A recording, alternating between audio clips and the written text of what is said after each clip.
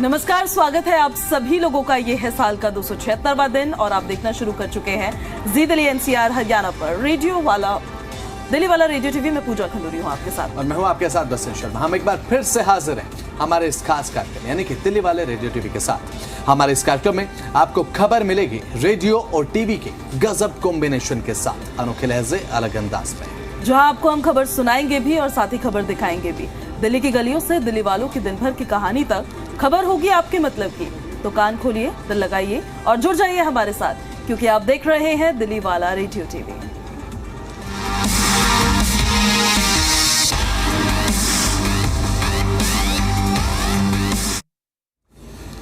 तो चलिए भाई, इसी के साथ करते हैं कार्यक्रम की शुरुआत। 2 अक्टूबर से 12 अक्टूबर तक यमुना स्पोर्ट्स कॉम्प्लेक्स में आर्चरी प्रीमियर लीग आयोजित हो रही है। अगर आप भी निशाना लगाना चाहते हैं तो आप अब भले भाग लेकिन देख जरूर सकते हैं। अब खास इसलिए ये रहेगी क्योंकि दुनिया की पहली आर्चरी प्रीमियर लीग है, यानी कि APL हो गई ये तो पूजा। बिल्कुल, और ये न सिर्फ भारत की बल्कि पूरे विश्व की पहली ऐसी लीग है जो तीरंदाजी जैसे प्राचीन खेल को एक नया मंच और एक पहचान दे रही है। इस ऐतिहासिक आयोजन का नेतृत्व आर्चरी एसोसिएशन ऑफ इंडिया और इसमें भाग ले रहे हैं 12 देशों के खिलाड़ी।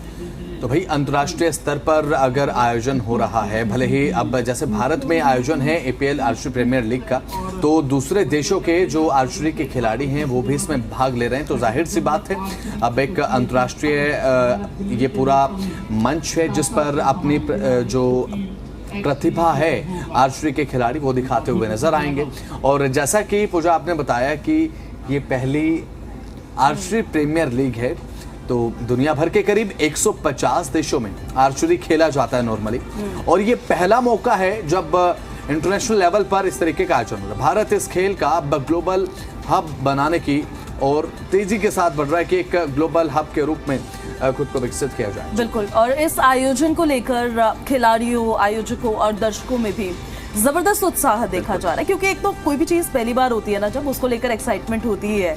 आधे लोगों को उसके बारे में जानकारी नहीं होती है और जिनको जानकारी होती है उनके लिए एक पहला मौका होता है वो, तो एक्साइटमेंट होनी लाजमी है। आर्चरी एसोसिएशन ऑफ इंडिया के महामंत्री वीरेंद्र सचदेवा ने कहा है कि ये आयोजन भारतीय खेलों के लिए एक नए युग की शुरुआत है। जैसे कि क्रिकेट, हॉकी और कबड्डी की लीग्स ने अपनी जगह बनाई है, वैसे आर्चरी प्रीमियर लीग इस खेल को नई ऊंचाइयों तक लेकर जाएगी।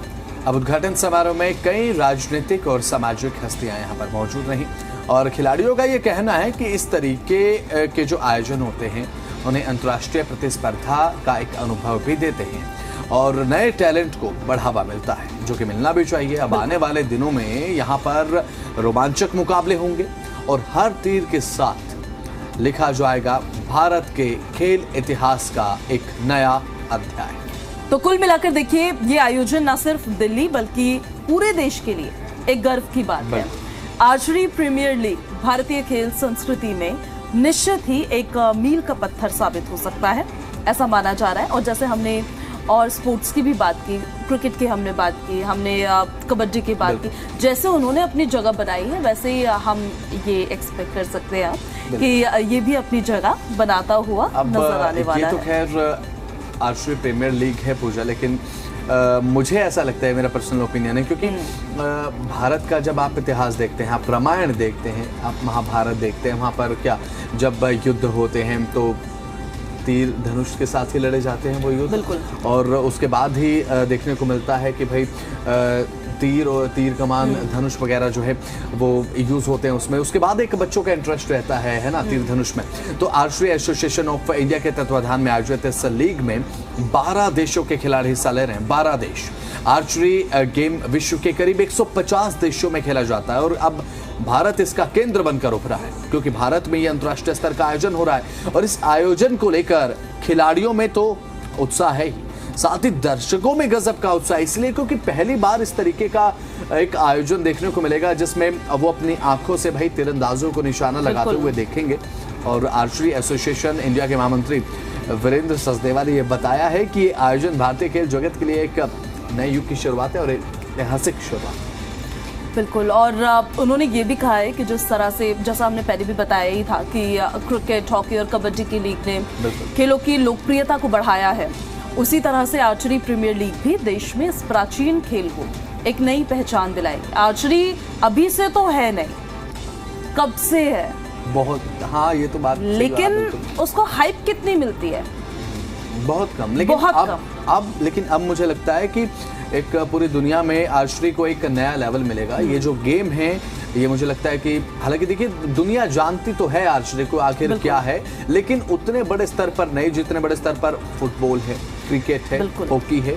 अब मुझे लगता है कि जब एक अंतर्राष्ट्रीय स्तर का ये आयोजन देखने को मिलेगा, जैसे कि आपने बताया कि 10 से 12 देश इसमें शामिल होने वाले हैं और उनके खिलाड़ी जब भारत में आएंगे, अब अपने निशाने यानी कि तीरंदाजी का प्रदर्शन करेंगे, तो पूरी दुनिया में देखा जाएगा ये खेल। और अब ऐसे में की जाए बात तो जो इसमें देश शामिल होने वाले हैं पूजा, तो वहाँ के खिलाड़ियों पर भी सभी की नजर रहेगी, बिल्कुल सबके, और सबसे ज्यादा जो नजर रहेगी वो हमारे देश पर रहेगी, क्योंकि पहली बार कुछ आयोजित हो रहा है, कोई लीग आयोजित हो रही है और वो हमारा देश आयोजित करवा रहा है, तो इट्स अ बिग थिंग।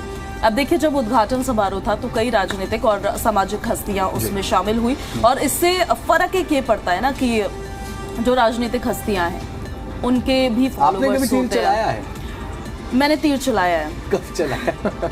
मैंने तो खेल में तीर चलाया। मैंने खेल में तीर चलाया है। एक मैं अब बताती हूँ, एक फार्म है, उस फार्म में बहुत सारी स्पोर्ट्स एक्टिविटीज होती है, तो वो वैसे फन एक्टिविटीज होती है, तो उसमें आर्चरी का एक स्लॉट होता है, तो उसमें आप वो कर सकते हैं। आपने कहा कि आपने खेल में जो यहाँ पर खिलाड़ी पहुंचेंगे वो भी खेल में ही तीर चलाएंगे, मतलब रियल में तो कोई किसी को तीर मेरे बोलने का मतलब ये कंपटीशन है, हाँ। जहाँ पे अब ये खिलाड़ी जो है, मैंने तो फन के तौर पे चलाया क्योंकि वो स्पोर्ट्स एक्टिविटीज हो रही थी, हाँ। और ऐसा एक फार्म है प्रतापगढ़ में जहाँ पे बहुत सारी स्पोर्ट्स एक्टिविटीज होती हैं, तो वहाँ पे चलाया और मैंने क्या निशाना लगाया है मैं आपको बता नहीं सकती, मतलब जहाँ वो लगना था वहाँ तो वो लगा नहीं है, लेकिन वो टेढ़ा कहीं और चले गए।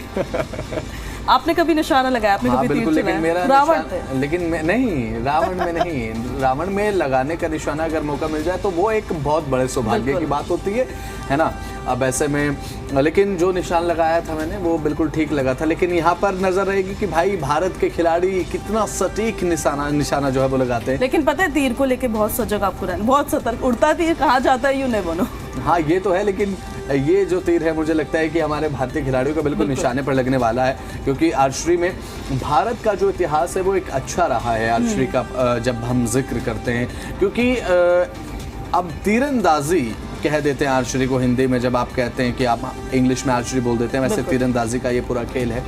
अब तीरंदाजी एक मुझे लगता है कि एक कनेक्शन रखती है लोगों से, वो इस परिप्रेक्ष्य में, क्योंकि हम जब अपने घरों में रामायण देखते हैं, महाभारत देखते हैं, वहाँ पे जो युद्ध होते हैं उसमें रामायण के योद्धाओं के शस्त्र होते थे, जो रामायण के योद्धा होते थे और महाभारत के योद्धाओं को जब हमने देखा तो मतलब वहाँ पर किस तरीके से युद्ध लड़ा जाता था, तो उसमें एक तीरंदाजी को ही दर्शाया गया था और तीरंदाजी के माध्यम से युद्ध लड़े जाते थे।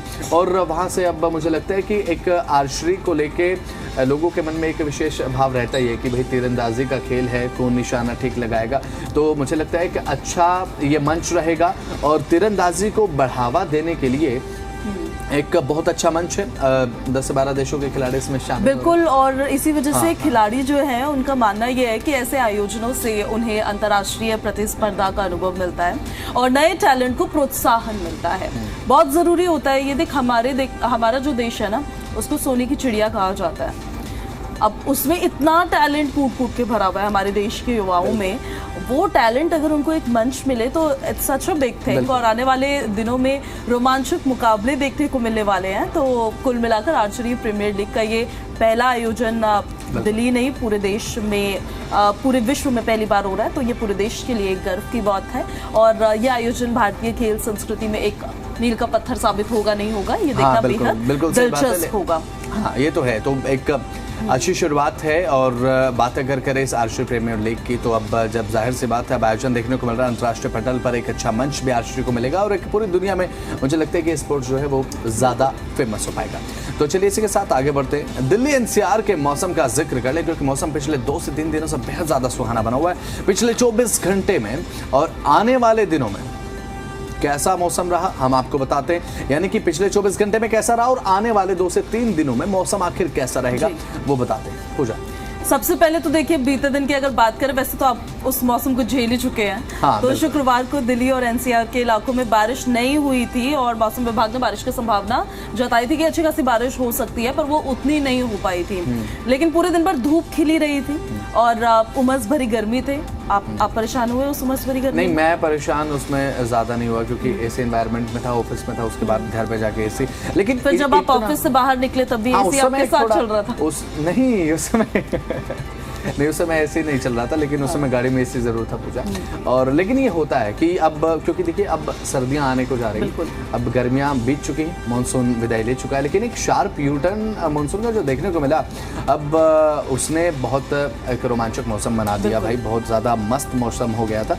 तब 4 अक्टूबर की बात अगर कर लें, यानी कि शनिवार की बात करें, तो दिन भर में आसमान में आज काले बादल आपको देखने को मिलेंगे, कभी तेज़ धूप आने जाने का सिलसिला, कभी बादल कभी धूप, कभी बादल कभी धूप, ये सिलसिला चलता रहेगा। और बादलों की ओट में सूरज आज छिपा दिखाई देगा। लेकिन तापमान का जिक्र अगर करें तो कोई खास बदलाव तो नहीं होगा पूजा, ऐसा तो है नहीं कि भाई बर्फ पड़ जाएगी, ऐसा तो नहीं। बिल्कुल, ये लगभग स्थिर ही रहने वाला है अगर आज की हम बात करेंगे। लेकिन अगर हम नजर डालें आने वाले दिनों के पूर्वानुमान पर कि आने वाले दिन कैसे रहेंगे, क्योंकि लोगों को जानना होता है ये कि अब जो वेदर रिपोर्ट है वो आने वाले दिनों के लिए कैसी रहेगी, वो हम जरा अपने दर्शकों को बताते हैं। 5 अक्टूबर यानी रविवार को नोएडा, गाजियाबाद, गुरुग्राम और फरीदाबाद समेत पूरे दिल्ली एनसीआर में हल्की बारिश होने की संभावना जताई जा रही है। हाँ, जैसा सैलून में वो वाटर स्प्रे करते हैं वैसे ही।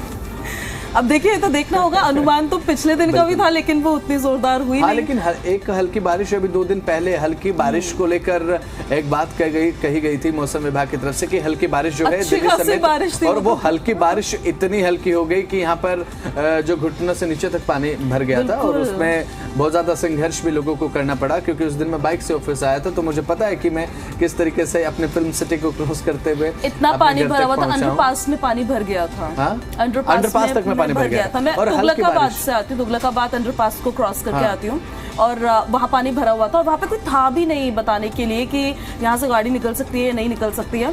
भगवान भरोसे निकाल ली मैंने, क्योंकि मुझे आके बुलेटिन करना था और आपको खबरें देनी थी। लेकिन अंडरपास में पानी भरा था, इतनी अच्छी खासी बारिश हो गई थी वहाँ।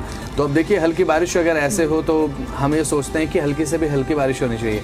6 अक्टूबर का जिक्र कर, 6 अक्टूबर यानी कि सोमवार को मौसम विज्ञान विभाग ने कहा है कि येलो अलर्ट बारिश का है, और यानी कि इस दिन तेज बारिश और साथ ही आंधी तूफान की चेतावनी भी है। तो आप घर से निकले तो छाता लेकर निकले, यानी कि या फिर रेनकोट भी आपका सहारा हो सकता है। और 7 अक्टूबर तक बारिश का सिलसिला इसी तरह से जारी रहेगा। उसके बाद आप कह सकते हैं कि ये मानसून पूरी तरह से अब विदा ले चुका है। लेकिन 7 तारीख तक तो मुझे लगता है थोड़ा सा आप अलर्ट रहिए बारिश को लेकर, कभी भी बारिश जो है वो हो सकती है। और इस बीच तापमान में हल्की गिरावट आएगी, लोगों को गर्मी से थोड़ी सी राहत मिल सकती है। अब हम आपको फटाफट से ये भी बता देते हैं कि तापमान कितना रहेगा, न्यूनतम और अधिकतम, और एयर क्वालिटी इंडेक्स में, हाँ वो भी बताते हैं एयर क्वालिटी किस तरह की रहेगी। दिल्ली में तो देखिए फिलहाल जो 34 डिग्री सेल्सियस अधिकतम तापमान रहेगा, या हम आज की बात कर रहे हैं, 24 डिग्री सेल्सियस न्यूनतम तापमान रहेगा। एयर क्वालिटी इंडेक्स 94 बताया जा रहा है अभी, अच्छा है। एयर क्वालिटी इंडेक्स अच्छा है और पिछले 3 से 4 सालों के मुकाबले में अब की बार का जो मानसून रहा है, इसमें जो एयर क्वालिटी रही है राजधानी दिल्ली की बेहद ज़्यादा रही है। और मानसून से पहले तो हमने ये भी देखा था, जब मानसून की महज 1 से 2 बारिश हुई थी, एयर क्वालिटी इंडेक्स बेहद ज़्यादा संतोषजनक स्थिति में था, यानी कि यहाँ पर ग्रीन साइन में था।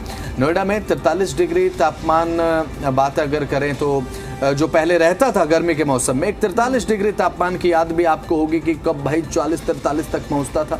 उसके बाद एक गिरावट अब 33 से 34 पर आ गया है। न्यूनतम तापमान 24 से 25 डिग्री हो गया। तो गर्मी से तो राहत है साहब। और एयर क्वालिटी इंडेक्स यहाँ पर 130 बताया जा रहा है कि यानी कि एक संतोषजनक। दिल्ली से ज्यादा है, पर दिल्ली वाले खुश हो रहे होंगे, दिल्ली वाले खुश हो रहे होंगे, लेकिन दिल्ली वालों की खुशी अब दिवाली के समय पे गुल हो जाती है। बिल्कुल, सबसे ज्यादा एयर क्वालिटी इंडेक्स मतलब हजारिया स्टेट पे पहुंच जाता है। वो गाजियाबाद का भी आपको बता देते फटाफट, 33 डिग्री सेल्सियस अधिकतम तापमान है और 24 डिग्री सेल्सियस न्यूनतम तापमान रहने वाला है। एयर क्वालिटी इंडेक्स 130 बताया जा रहा है। गुरुग्राम की भी जान लीजिए, 33 डिग्री सेल्सियस अधिकतम तापमान रहेगा और 24 डिग्री सेल्सियस न्यूनतम तापमान रहेगा। एयर क्वालिटी इंडेक्स 125 बताया जा रहा है। रोड पे चलते हैं, आपकी विजिबिलिटी जो है, जहां तक आपकी नजरें जाए वहां तक आपको विजिबल नजर आता है। बिल्कुल, बहुत अच्छा लगता है। और अब ये भी हम अपने दर्शकों को बताते हैं, मौसम वैज्ञानिक जो है वो क्या कह रहे हैं, ये जानना जरूरी है। स्काईमेट वेदर के वरिष्ठ वैज्ञानिक डॉक्टर महेश पलावत का कहना यह है कि अरब सागर के ऊपर एक समुद्री तूफान शक्ति बन गया है। इसका असर गुजरात और पाकिस्तान के कुछ हिस्सों पर हल्की बारिश के रूप में दिखेगा। तो वही उड़ीसा के ऊपर एक डिप्रेशन बना है, जिससे बिहार, पश्चिम बंगाल, नेपाल और हिमालयी इलाकों में भारी बारिश और बाढ़ का खतरा है। 5 से 8 अक्टूबर के बीच पहाड़ी राज्यों में भारी बारिश, बर्फबारी की संभावना है, खास करके उत्तराखंड और हिमाचल में।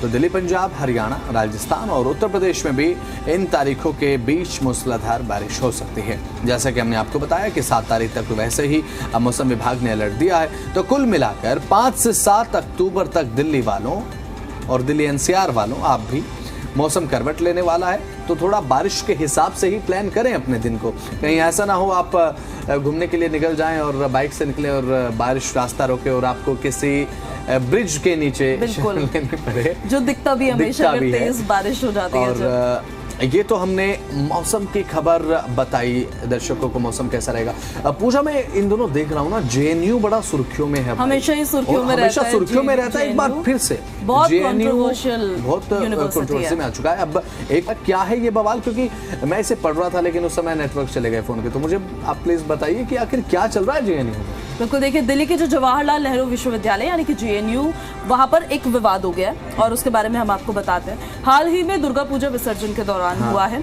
यहाँ पर एबीवीपी और वामपंथी छात्र संगठन आमने सामने आ गए। माहौल काफी ज्यादा तनावपूर्ण हो गया और दुर्गा पूजा के अंतिम दिन जब विसर्जन यात्रा जेएनयू कैंपस में निकाली जा रही थी तो बीच में विवाद की शुरुआत हो गई। एबीवीपी के छात्रों ने रावण दहन कार्यक्रम में पूर्व छात्र नेता उमर खालिद और शर्जील इमाम की तस्वीरें रावण के पुतले पर चिपका दी, जो वामपंथी छात्रों के लिए विवादित साबित हुई। अब ऐसे में ये जो विवाद है अभी भी चल रहा है या फिर शांत हो गया? मुझे, क्योंकि कल एबीवीपी ने प्रदर्शन किया था शाम को, मुझे याद है कि कल शाम के समय, रात के समय जब शाम से रात हो रही थी तो उस समय एक प्रदर्शन देखने को मिला था। एबीवीपी का मार्च निकाला गया था एबीवीपी की तरफ से और वामपंथी छात्र संगठनों का विरोध किया गया था और ये बात कही गई थी कि दुर्गा विसर्जन जो रहा भाई, उस विसर्जन यात्रा के दौरान यहाँ पर वामपंथी जो छात्र हैं उन्होंने पथराव किया, चप्पलें दिखाई।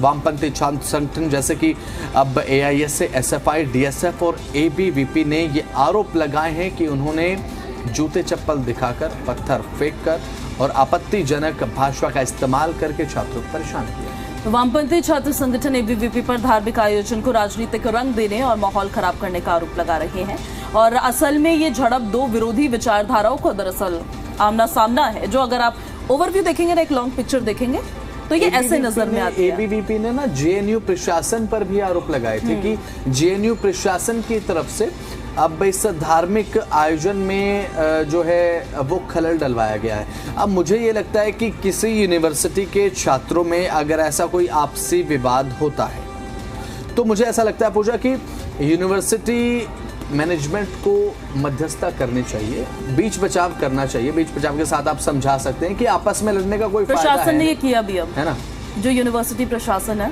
अब उन्होंने इसको लेकर निर्देश भी दिया, वो हम आगे बताएंगे। लेकिन पहले हम बताते हैं एबीवीपी जो एक दक्षिणपंथी छात्र संगठन है और वामपंथी छात्र संगठन जो हम उसकी बात कर रहे थे, मार्क्सवाद, हाँ, जो मार्क्सवाद विचारधारा को मानते हैं, दोनों का लंबे समय से जेएनयू में टकराव चलता आ रहा है। ये आमने सामने रहते हैं, जब इलेक्शंस भी होते हैं तो उस दौरान भी जब कोई धार्मिक कार्यक्रम होता है ना पूजा, तो स्थिति में बहुत सेंसिटिव हो जाती है। बिल्कुल, तो धार्मिक और सांस्कृतिक कार्यक्रमों के बहाने ये दोनों गुट अक्सर एक दूसरे पर आरोप प्रत्यारोप लगाते रहे हैं और ये कोई नई बात नहीं है, ये इतिहास रहा है इनका। इस झड़प के कारण कई छात्र घायल हुए, जो बहुत चिंताजनक स्थिति है। जो पढ़ने के लिए छात्र वहां पर जा रहे हैं, अगर वो इसका शिकार हो रहे हैं या इसमें परेशान हो रहे हैं तो ये बहुत चिंताजनक विषय है। तनाव की स्थिति बनी हुई थी। जेएनयू प्रशासन ने कैंपस में किसी भी सांस्कृतिक या फिर राजनीतिक कार्यक्रम के आयोजन से पहले अब अनुमति लेना अनिवार्य कर दिया है। दशहरे के दिन छात्र संगठनों के बीच हुए विवाद के बाद ये कदम उठाया गया है। ऐसे विवाद न केवल छात्रों के बीच क्योंकि दरार पैदा करते हैं, बल्कि पूरे विश्वविद्यालय के माहौल को भी प्रभावित करते हैं। बिल्कुल, और हमें उम्मीद भी है कि जल्दी सभी पक्ष अब शांतिपूर्ण तरीके से अपने मतभेद सुलझाएंगे और कैंटीन में बैठ के साथ में चाय पिए तो अच्छा रहेगा, समोसा खाएंगे तो अच्छा रहेगा, क्योंकि आपस में लड़ने का देखिए कोई फायदा है नहीं। आपके एक दूसरे से मतभेद हो सकते हैं, हो सकता है कि आपकी किसी बात से मैं असहमत हूँ या फिर मेरी किसी बात से आप असहमत हो, लेकिन वहां पर टकराव इतना नहीं होना चाहिए कि मेरे किसी कार्यक्रम में आप डिस्टरबेंस करें या फिर आपके किसी कार्यक्रम को मैं खराब करने की सोचूं, ऐसा नहीं होना चाहिए। और आपस में चलिए ठीक है, आप किसी बात को लेकर एक दूसरे से असहमत हैं तो एक जो आपसी जो एक भावना रहती है एक साथ में पढ़ने की, भाई आप एक संस्थान में हैं, आप पढ़ाई वहां पर कर रहे हैं, एक साथ में आपको पढ़ना है, तो ठीक है कभी कभी असहमति हो जाती है। विचारधारा की लड़ाई विचारों तक ही रहे, विचारों तक ही रहे तो अच्छा है, पर्सनल ना जाए तो वो उतना ज्यादा बेटर रहता है। चलिए अब आगे बढ़ते हैं हम, और अब हम अपने दर्शकों को बता देते हैं पेट्रोल डीजल के प्राइस क्या है। आज दिल्ली में पेट्रोल की जो कीमत है वो 94.77 प्रति लीटर है, डीजल के दाम 87.67 प्रति लीटर है, और CNG 77 प्रति किलोग्राम है, थोड़ा थोड़ा बढ़ गया है ये। बिल्कुल। अब ऐसे में नोएडा में बात करें तो पेट्रोल की कीमत है 94 रुपये 77 पैसे, डीजल की जो कीमत है वो 87 रुपये 75 पैसे के आसपास है, और CNG की जो कीमत है वो 84 रुपये 70 पैसे, यानी कि दिल्ली से ज़्यादा है। गुरुग्राम में पेट्रोल की कीमत है 94 रुपये 93 पैसे प्रति लीटर के हिसाब से, डीजल की कीमत प्रति लीटर है 88 रुपये 18 पैसे, और CNG के जो दाम हैं गुरुग्राम में 82 रुपये 12 पैसे प्रति किलोग्राम के हिसाब से हैं। यानी कि नोएडा और गुरुग्राम में CNG थोड़ी ज़्यादा महंगी है, और पेट्रोल और डीजल भी बात अगर कर, पेट्रोल नोएडा में सस्ता है, 94 तो है दिल्ली नोएडा गुरुग्राम में, लेकिन पैसों के हिसाब से बात करें तो नोएडा में 94.66 है और गुरुग्राम में महंगा है, करीब 95 रुपये के आसपास गुरुग्राम में। ऑलमोस्ट पेट्रोल डीजल के दाम सेम ही लग रहे हैं हर जगह, बस अब बढ़े नहीं है पिछले दिनों से, बढ़े नहीं है थोड़े कुछ पैसे बढ़े, हल्का सा हाँ बिल्कुल एक हल्की सी बढ़ोतरी। और CNG के जो दाम है वो तो दिल्ली में बड़ी कम है, CNG नोएडा और गुरुग्राम के हिसाब से नोएडा में ज्यादा महंगी है CNG। नोएडा में ज्यादा महंगी है, लेकिन अब इसका मतलब ये नहीं है कि नोएडा वाले दिल्ली जाए भरवाने के लिए, वो उतना ही CNG उनका यूज हो जाएगा जितना वो भरवा के लाएंगे, जितना वो भरवाने के लिए जाएंगे। और CNG की लाइनें बड़ी लंबी होती हैं। बिल्कुल। आप लगे उस लाइन में? हाँ, मैं एक बार लगा था उस लाइन में, फिर उसके बाद मैंने सोचा कि पेट्रोल ही ज़्यादा बेहतर है, लेकिन उसके बाद जब पेट्रोल में जब आपके वॉलेट पर असर पड़ता है तो आप सोचते हैं कि चलिए 10 मिनट खड़े ही हो जाएं तो अच्छा है भाई। अब एक और चीज़ यहाँ पर ये है कि CNG की गाड़ियाँ जब आप चलाते हैं, CNG की कोई गाड़ी अगर आप चलाते हैं, अगर आप फैमिली के साथ हैं, एक हास्यास्पद बहुत लाइटर नोट पर ये बात मैं कहूँगा कि जब आप CNG वाहन में चलते हैं और फॉर एग्जांपल आपके साथ आपकी पूरी फैमिली है, आप आप जब CNG भरवाने के लिए पेट्रोल पंप पर जाते हैं तो वहाँ पर कोई एक मौका मिलता है पेट्रोल पंप का भ्रमण करने का। आप पेट्रोल पंप पर घूमिए, वहाँ की सुविधाएं देखिए, वहाँ पर क्या ग्रीनरी है, क्या इंतज़ाम है, क्योंकि ये मौका CNG में आपको मिलता है CNG फिल करवाने में। तो ये तो एक खैर मजाक की बात रही और हमने आपको दाम बताया। तो अब बात सोने चांदी की कीमतों की कर लेते हैं, क्योंकि इस सीज़न में इस समय सोने चांदी की कीमतों पर सभी की नज़र रहती है, और 24 कैरेट सोने की चमक इतनी ज़्यादा महंगी हो गई है कि 1,21,000 प्रति 10 ग्राम पे पहुंच चुका है। मुझे लगता है कि ये सोने का इस सीजन का ऑल टाइम हाई है, 1,21,000 प्रति 10 ग्राम। बिल्कुल। और चांदी की अगर हम बात करें, चांदी की कीमत 1,52,150 से ज्यादा प्रति किलोग्राम बताई जा रही है। ये भी बड़ा ही है। सोना चांदी क्या करके मानेगा, मुझे ये समझ नहीं आ रहा है, क्योंकि जब हम कीमत बताते हैं तो हमें शौक लगता है भाई इतनी कीमतें बढ़ गई हैं। और पहले लोग सोने चांदी को देख के खुश हुआ करते थे, अब सोने चांदी के दाम को सोने चांदी को देख के तो अभी भी खुश होते हैं, लेकिन ये जो दाम है सोने चांदी के, ये खुश नहीं कर रहे लोगों को। पिछले 2 महीने का जिक्र करूं, 95,000 से 96,000 से डायरेक्ट 1,21,000। और अब की बार शेयर मार्केट का जिक्र करें तो चांदी ने, यानी कि सिल्वर ने सबसे ज्यादा रिटर्न दिए, 68% के आसपास सिल्वर का रिटर्न रहा है।